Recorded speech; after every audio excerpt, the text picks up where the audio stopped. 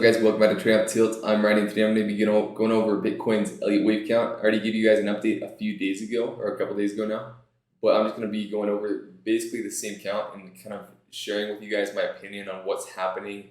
And for example, given a certain situation that could play out, just another example, if we start making our way up here, how I'm going to adapt my account or my beliefs on the market accordingly. So I'll first start off by showing you guys really quickly my macro count for those who haven't seen it yet. Where is it? Yep, right here. So I don't have the subdivisions right here, but you guys could probably imagine it'd be a wave 1, probably wave 3 here, after a wave 5. Some sort of, I actually don't have my subdivisions as I mentioned, but I'm gonna leave it like that for now, because that's all that matters is that I'm considering this wave 1, this wave 2 down here. The end of the wave 3 could be right here at this peak right here. So this would be the orthodox top of this wave 3. Or alternatively, in other counts, you could consider this an ending diagonal where the wave 3 is here. But for me, like I mentioned in my previous video, I'm just going to consider it right here. So yeah. If you guys don't really know exactly how I arrived at this count, you can see my latest video a couple days ago, and I kind of go a little bit more into depth on how I came to this count in that video. But I'm just going to leave it at that for now today, and I'm going to zoom in to this more local price action. So currently I'm considering this a wave 1 right here, this wave 2. The reason I don't consider the end of the wave 1 down here, where this would be a 1, 2, 3, 4, 5, is the fact that this third wave, if this would be a third wave, so this would be a 1, 2, 3, 4, 5, a third minute wave down here, is because it just does not really subdivide that well. Where would you consider the wave 1? Would you consider the wave 1 right here? If you do, then this wave 4 would be so long compared to this wave 2. In both, it would actually be this wave 2 that does not make a ton of sense as a wave 2, because it doesn't really retrace that much of this wave 1, and also it has no symmetry with this wave 4. So yes, it is possible, but we have to go off probabilities, and I would say the probability of this being a wave 2 is less likely than this being a wave, than this being all one impulse wave right here to complete. So to clarify, I know I might be confusing some people. I should probably hide this count for now, but I think this is pretty important. So to clarify, if we were to say this is a wave, so this is a wave 1, and this is all the way 3, then if you were to consider this a wave 2 right here, and this a wave 3 and a 4, then like I mentioned, this wave 4 is just way too big. So I'm not going to go too much into that. I just wanted to mention that kind of briefly. I think it's pretty important to keep that in mind. You do want to see symmetry between the waves, and if you don't, it's not impossible, but you have to keep in mind it's less likely. That is the possibility that could be playing out. So that is why I prefer this count right here. Oops. Where this would be the end of this would be the end of this wave, minor wave 1 right here. This would be the WXY for the wave 2, and then we're currently in the wave 3. And this is all presuming that we are in a flat. Now the one thing that is a little bit troubling, and I did mention this in my last video, but I need to mention it again, is that this wave 4 is taking so long compared to this wave 2. Let's just, for a little bit of fun, we could just compare the length of this wave 1 compared to, or the length of this wave 2 compared to this wave 4. And this is mainly just for entertainment purposes. I just want to see, just to kind of make the point that this is taking so long. Let's type in 20. Okay, not quite 20 times wave 2. Let's type in 15. 14. So assuming wave 4 tops out right here, this took about 14 times the length that it took, or the duration that it took to complete wave 2. So in my book, I'm starting to consider this a little less likely, unless we were to start rolling over right now and coming into those price targets that I was mentioning in my last video. Then I'm going to start considering this a little bit less likely that this is a minute wave 4. And what I would consider more likely is probably, okay, I'm going to hide this count to show you guys the count that I'm going to consider a little bit more likely, is that this is a wave 1, so that does not change. But instead of this being a wave, so okay, I'm going to put these counts on real quick just to make it easier. So instead of this all being minute wave right here, as so, I think instead a better way to count this perhaps would be that this is actually all a minute wave 1 right here. This is all minute wave 2. And then we're going to be coming down for that minute wave 3. So that kind of aligns a little bit with the possibility of Ethereum being in a flat, because Ethereum has taken a long time to complete that theoretical minor wave 3.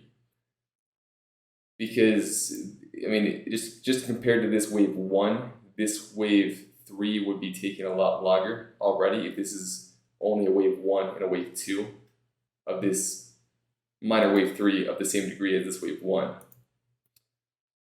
So it would definitely be an extended wave 3 if it were to be a wave 3. Another way to count it, in my opinion, would be that this is all wave 4, and it does make sense because this would all be, this wave 3 would be longer than this wave 1.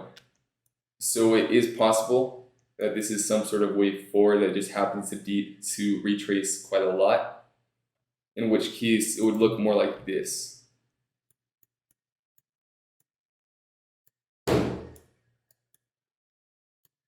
So in this case, this would probably end in a running flat unless this wave 5 was very extended.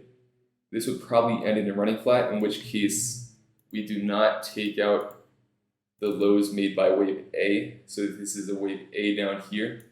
We actually end up bottoming out above these lows if this is the case.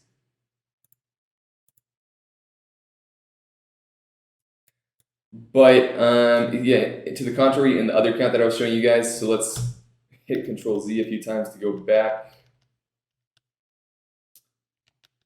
So if this is the count, then this would actually be this would probably end in a very expanded flat, because that would mean this wave 3 right here would come down pretty deeply.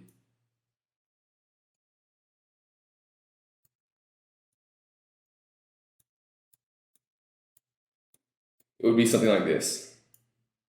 So that in that case, I'd be looking for those targets around those low to mid 23 or low to mid 20K range, around 23K.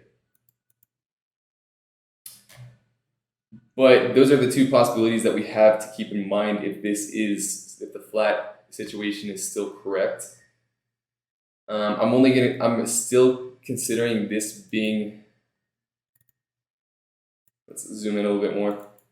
I'm still considering this possibility where this is the minute wave 4 and it just happens to take, like I said, 14 times or a lot longer than this wave 2.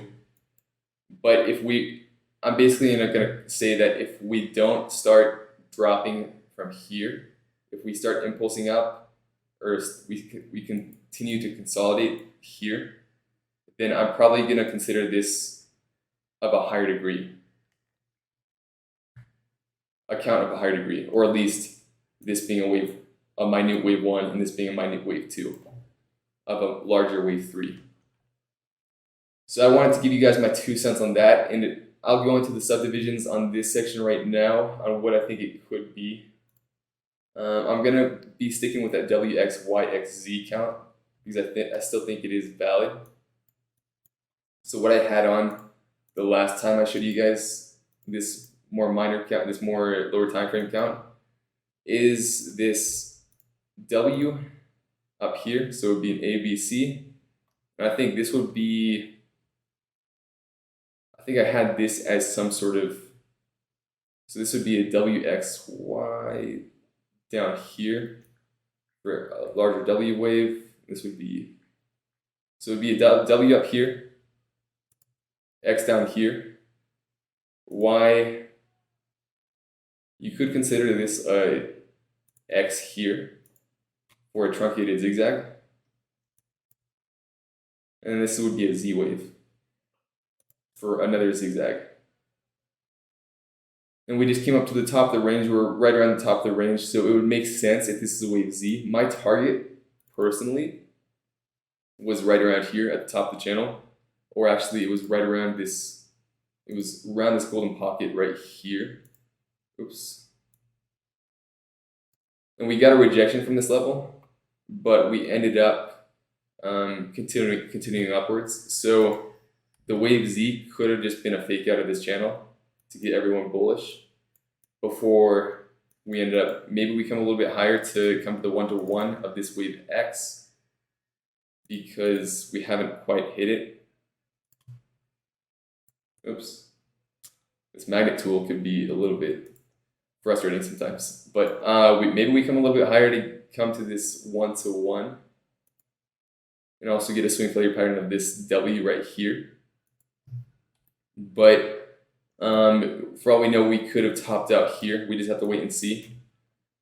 The one situation that I'm going to consider, if we start making our way into this price territory right here, above 53.5K, I might start considering this count a little bit less likely. And that, well, rather what I would do is, instead of considering this a wave 4 like I am right now, I would scrap that count and just say this is probably a wave 1 and a wave 2 of a wave 3. If this, keep in mind, we're just kind of going off the presumption that this is all a flat count right now. So once again, it would look like this right here, but then this would be the minute wave 1, we'd be impulsing down here, as so.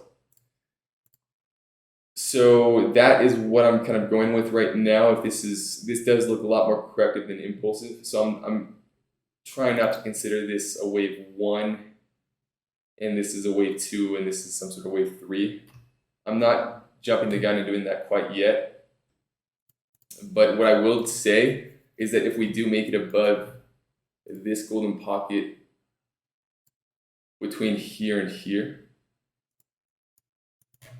then we're going to invalidate this count, because we're going to be making it above these highs, which would invalidate this being some sort of wave 1.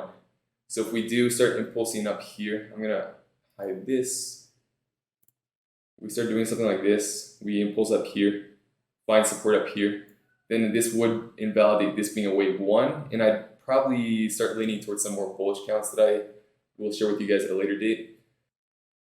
Alright guys, that's all I'm going to be covering in this video. I do want to mention to you guys that I will be taking a short break for the holidays, but I will be back around January 7th or so, and once I do get back, I will be posting regular videos basically every day, or almost every day. So you guys have that to look forward to, and while I'm gone on my break, I will be posting some charts in the Discord. So I'm going to be posting the Discord link in the description below for you guys to join. And I hope you guys enjoyed this video, and I'll see you over on Discord.